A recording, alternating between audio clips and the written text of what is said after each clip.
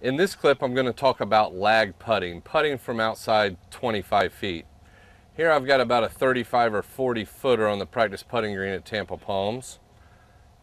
And more than anything with lag putting, what you want to do is get a sense for the overall distance.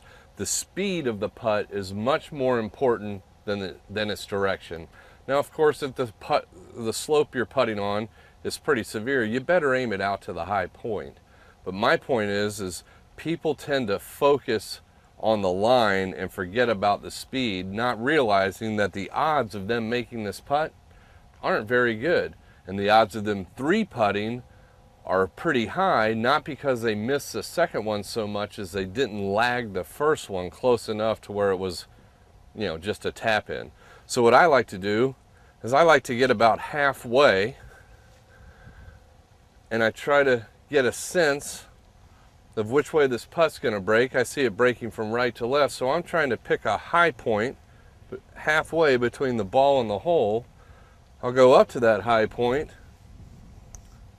and I'll make a couple practice strokes looking at the hole, just trying to get a sense of how hard the ball needs to be moving here for it to get to the hole. Then I'll walk back. I've got my high point out there. I have a sense of how fast it would be from halfway, and then I try to putt it to that halfway point with the right speed. I make all my practice strokes looking at the target. Again, aim isn't nearly as important as speed. I look at the hole, I set up to it, aim is over now. I'll look a couple more times just to get a feel for how far it is. When I bring my eyes back to the ball, I go ahead and hit it.